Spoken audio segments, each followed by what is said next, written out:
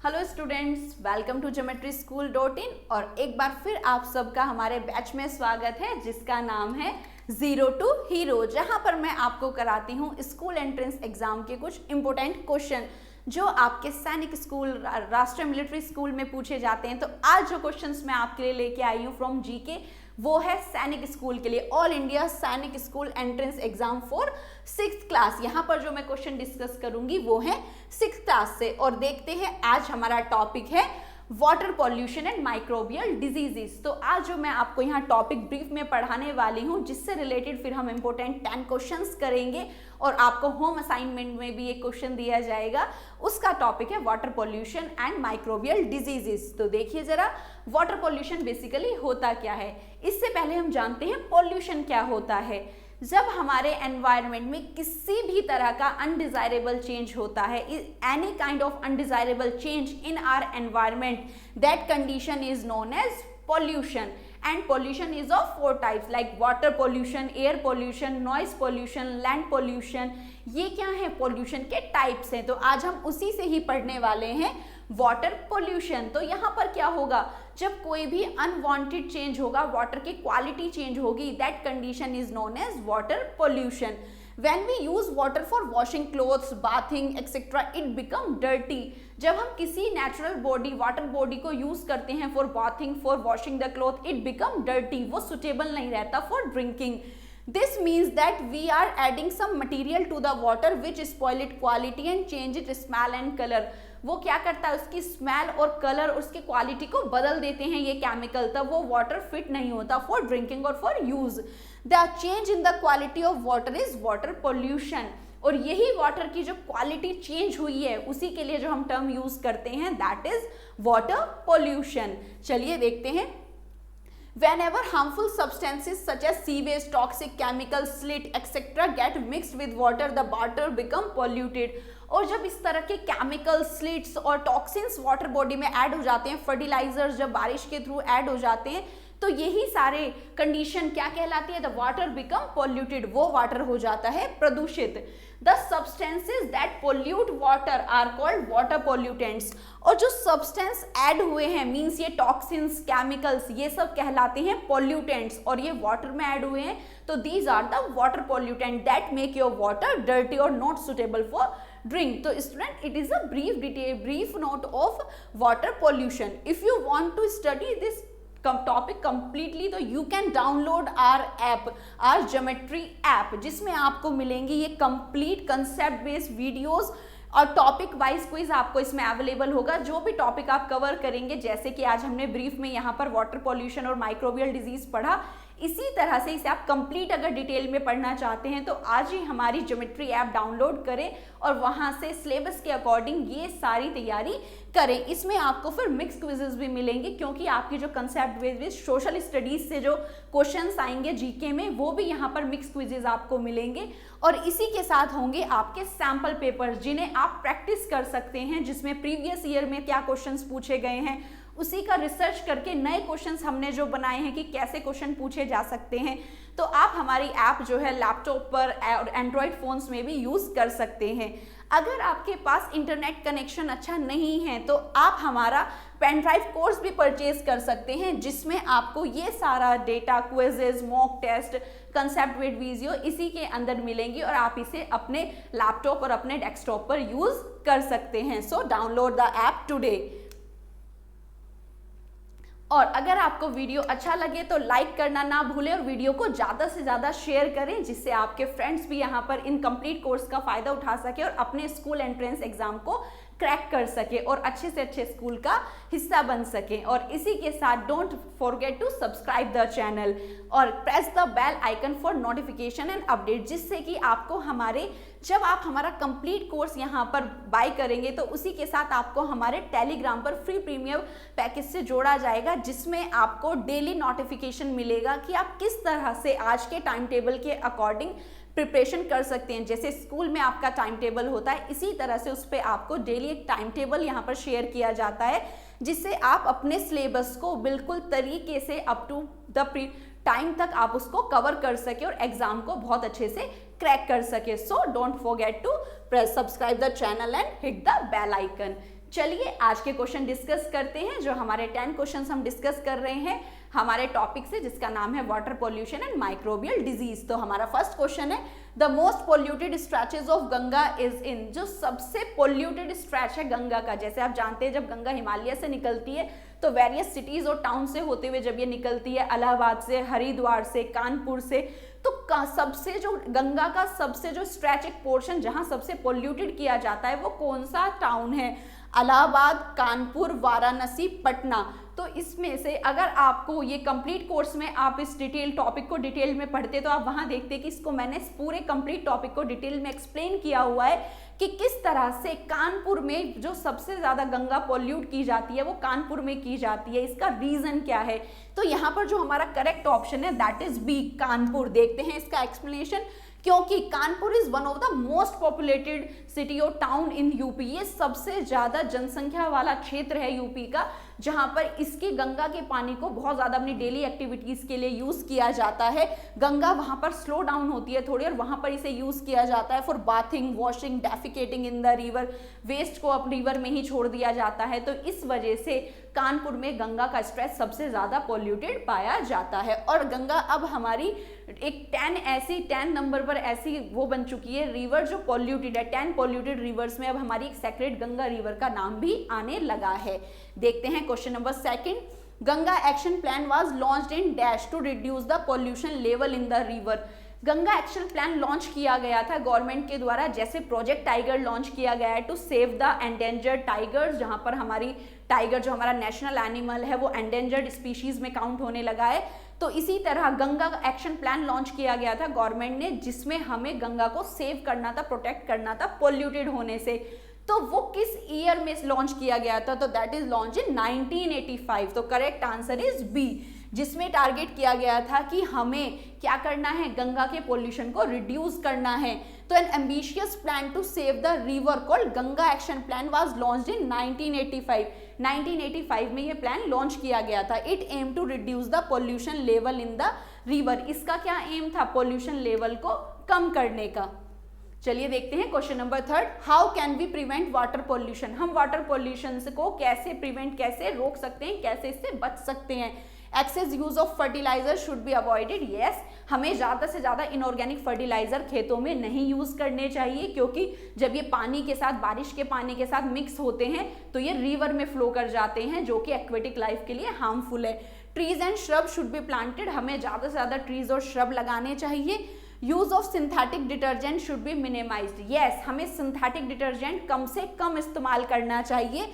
Sewage treatment should be implemented. हमें कोई भी अगर सीवेज वेस्ट हम निकाल रहे हैं तो हमें उसके लिए पहले ट्रीटमेंट, सीवेज ट्रीटमेंट प्लांट लगाने चाहिए, जो सारे इंडस्ट्रियल और होम हाउस वेस्ट को पहले ट्रीट करें, उन्हें उनके एसिडिक लेवल को कम करें और फिर आगे उन्हें फ्लो कराएं। तो यस, यहाँ पर हमें सारे ऑप्शन ठीक लग रहे हैं।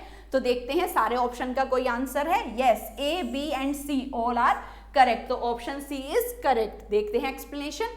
All the options are correct as excess use of fertilizer, cutting of trees, using synthetic detergent, sewage waste are harmful for the environment. Yes, ये और सारी चीजें सीवेज, जो सीवेज वेस्ट है, जो फर्टिलाइजर है, all these are the thing that is harmful for our environment. तो ये सारे पॉइंट्स हमें सबको हमें अब ध्यान रखना चाहिए, जिससे कि हम पॉल्यूशन को रोक सकें। Contamination of water body by human activity is called.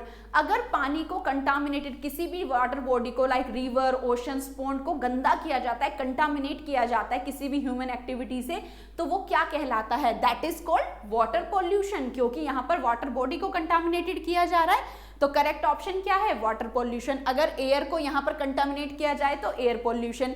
हम यहाँ पर वाटर ट्रीटमेंट तो नहीं कर रहे हैं, उसको क्लियर तो नहीं कर रहे हैं। और pollution is the undesirable change in the environment. अगर एनवायरनमेंट में किसी तरह का हम चेंज हो रहा है तो दैट इज कॉल्ड पॉल्यूशन। तो option D is correct, water pollution.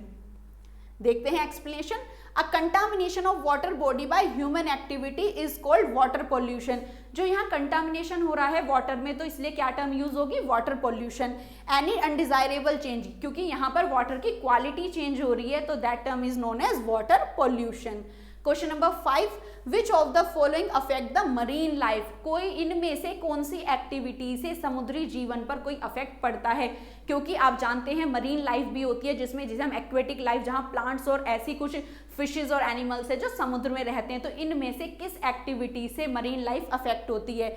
Selling of ship और boat, oil spills in sea diving, none of these, इनमें से कौन सा ऐसा ऑप्शन है जो यहाँ पर मरीन लाइफ को अफेक्ट करता है। तो ऑयल स्पिलिंग, जब कभी बड़े बड़े जो शिप होते हैं उनसे ऑयल स्पिल होकर समुद्र में आ जाता है, उसकी वजह से बहुत ज्यादा मरीन लाइफ को अफेक्ट होता है। क्यों?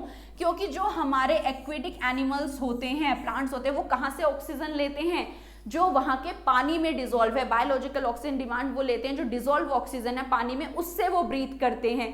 तो अगर वहां पर ऑयल स्पिल हो जाता है तो ऑक्सीजन पानी में डिसॉल्व नहीं हो पाती, क्योंकि ऑयल पानी में डिसॉल्व नहीं होता, वो वाटर के ऊपर ही फ्लोट कर देता है, और इसकी वजह से जो एक्वेटिक लाइफ है वो इजीली कम्युनिकेट भी नहीं कर पाते और उनकी लाइफ खत्म हो जाती है। तो यहाँ पर option B is correct. Oil spilling की वजह से सबसे ज्यादा मरीन लाइफ अफेक्ट होती है, क्योंकि सी डाइविंग से भी कोई इतना ज्यादा फर्क नहीं पड़ता, और शिप जो सेल करते हैं उससे वो तो एज अ ट्रांसपोर्ट भी यूज किए जाते हैं।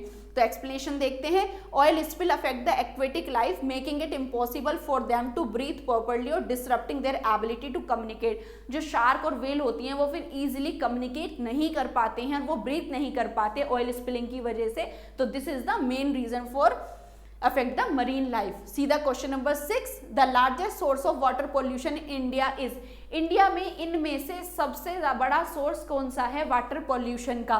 फर्टिलाइजेशन, एडिंग फर्टिलाइजर, खेतों में फर्टिलाइजर डालना, अनट्रीटेड सीवेज, जब आप सीवेज को अनट्रीट करे बिना ही वाटर बॉडीज में छोड़ देते हैं, इंडस्ट्रियल वेस्ट, अगर देखा जाए तो दोनों ही ये सीवेज में ऐड हो जाते हैं। तो यहाँ पर ऑयल स्पिल क्या है इंडिया में, और सारी जगह पर समुद्री नहीं है, लैंड पोर्शन भी है, रिवर्स भी है, तो ये भी यहाँ पर सही नहीं बैठ रहा है। Untreated sewage is the correct answer, क्योंकि जो फर्टिलाइजर है वो भी फिर बाद में जो पानी के साथ जब बह जाते हैं तो वाटर बॉडीज में ही आ जाते हैं, और जो इंडस्ट्रियल वेस्ट है वो भी रिवर बॉडीज में ही छोड़ा जाता है। तो untreated sewage is the correct answer. देखते हैं करेक्ट आंसर क्या है। Untreated sewage is the largest source of water pollution as it contain harmful waste from fields, industry, क्योंकि इसी के अंदर सारे वेस्ट इंक्लूड हो जाते हैं, तो इसीलिए ये क्या है, हाँ, ये करेक्ट आंसर है अनट्रीटेड सीवेज, क्योंकि सभी का जो जितना भी हाउस का वेस्ट है सब सीवेज ड्रेनेज में ही निकाल दिया जाता है और वो डायरेक्ट ऐसे ही सीवेज में ऐड हो जाता है। तो इसीलिए हमें सीवेज प्लांट, ट्रीटमेंट प्लांट लगाते हैं जिससे उसे ट्रीट किया जा सके, जिससे कि पानी में रहने वाले बैक्टीरिया किल ना हो। Cholera is caused by, 7 number पर क्वेश्चन है, cholera is caused by, cholera एक डिजीज है, वो किसके द्वारा होती है? Bacteria, fungus, parasite, virus. Student जब आप इसका पूरा कंसेप्ट वीडियो देखेंगे तो आपको इसमें मैंने खुद से एक्सप्लेन किया हुआ है कि कौन सी डिजीज वाटरबोर्न डिजीज है, किस बैक्टीरिया किस फंगस से वो होती है, क्या उसके सिम्टम्स है और कैसे वो क्योर की जा सकती है। तो माइक्रोबियल डिजीज की जो कंसेप्ट बेस्ड कंप्लीट वीडियो है आप ये वहां पढ़ सकते हैं ऐप को डाउनलोड करके। तो चलिए, तो यहाँ पर कॉलरा जो कोज्ड होता है वो होता है बिकॉज ऑफ द वायरस। कौन सा यहाँ पर कौन सा ऐसा बैक्टीरिया है, यहाँ पर जो कॉलरा डिजीज कोज्ड होती है वो होती है बैक्टीरिया की मदद से, और उस बैक्टीरिया का नाम है vibrio cholerae. Cholera is a water borne disease, ये गंदे पानी से होने वाली बीमारी है, जैसे टाइफॉइड होता है सॉल्मिनर टाइफी बैक्टीरिया से, इसी तरह कॉलरा भी जो वाटर बोर्न डिजीज है जिसमें आपको वॉमिटिंग और लूज मोशंस हो जाते हैं, ये एक बैक्टीरिया की मदद से होती है, उस बैक्टीरिया का नाम है vibrio cholerae. The deadly effect of the disease are the result of toxin the bacteria produces in the small intestine. ये बैक्टीरिया जब हमारे स्मॉल इंटेस्टाइन में चला जाता है फूड के साथ, गंदे पानी के साथ, तो ये वहां पर इन्फेक्शन कोज करता है। तो ये डिजीज किससे होती है? फ्रॉम द बैक्टीरिया जिसका नाम है vibrio cholerae. Question number 8, which of the following is a water pollutant, इनमें से कौन सा वाटर पोल्यूटेंट है जो वाटर पोल्यूशन कोज करता है? तो देखिए, lead, oxygen, nitrogen, chlorine, all these are the elements जो प्लांट्स में यहाँ पाए जाते हैं। जैसे आप जानते, आप यहाँ पर ऑप्शंस को एलिमिनेट भी कर सकते हैं, क्योंकि प्लांट ऑक्सीजन तो क्या है, ऑक्सीजन तो उनके लिए हार्मफुल नहीं हो सकता, तो वाटर पोल्यूटेंट जो है पानी में ऑक्सीजन डिसॉल्व होती है, क्योंकि यहाँ पर क्या करते हैं, एनिमल्स ऑक्सीजन से ही ब्रीथ करते हैं।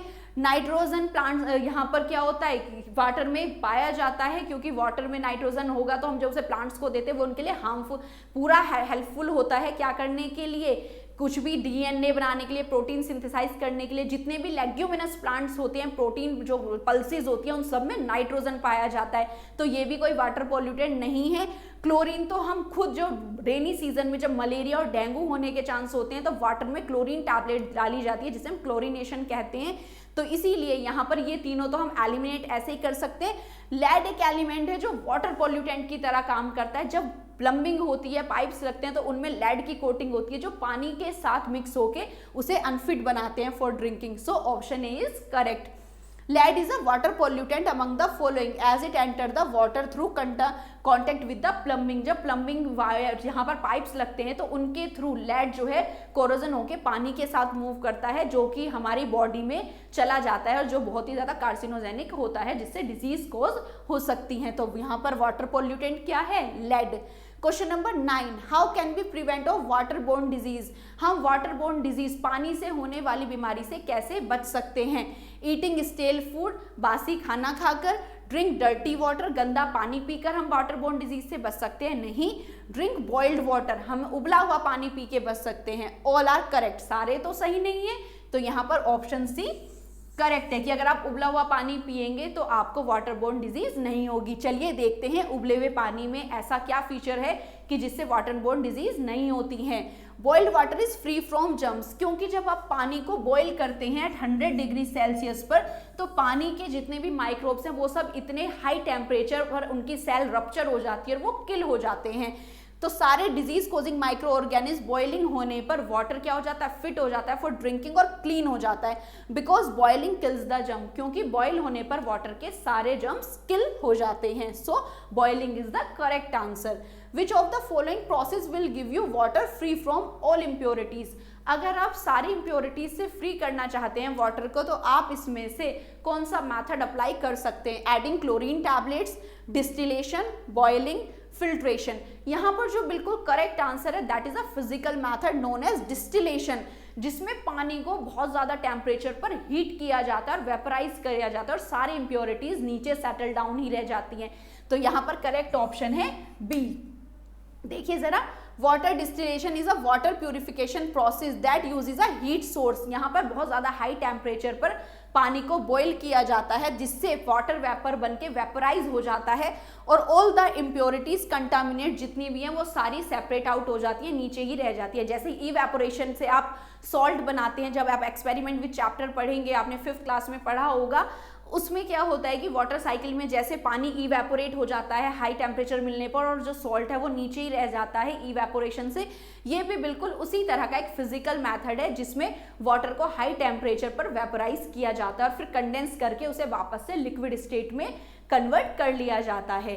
तो ओके स्टूडेंट, देखते हैं आज का हमारा home assignment question. Which is a commonly used chemical method for water purifying। आप इनमें से कौन सा एक केमिकल मेथड यूज कर सकते हैं वाटर को प्यूरिफाई करने के लिए? Distillation, chlorination, boiling, none of these. इसका आंसर आप खुद से सर्च करेंगे और हमारे कमेंट बॉक्स में आंसर को शेयर करेंगे। सभी स्टूडेंट वीडियो को लाइक जरूर करें, शेयर करें और सब्सक्राइब करना ना भूलें चैनल को। चलिए देखते हैं आज का motivational quote. Work hard in silence, let your success be your noise. Yes, जब आप बिल्कुल शांत रहकर किसी भी चीज के लिए हार्ड वर्क करते हैं तब आपकी सफलता क्या करती है? उसका शोर मचाती है। तो इसी तरह इस स्टेज पर अगर आप बिल्कुल शांति से, बिल्कुल सही तरीके से अपनी मेहनत करेंगे अपने एग्जाम्स को क्रैक करने की, तब आसपास आपकी सक्सेस खुद ही आपकी सफलता का शोर मचा देगी। Very interesting quote. Okay students, तो thank for watching the video. ज़्यादा से ज़्यादा वीडियो को लाइक करें, शेयर करें एंड सब्सक्राइब करें और don't forget to hit the bell icon for more updates and notification. नई वीडियो में मिलते हैं नए टॉपिक के साथ। Thanks for watching, bye bye.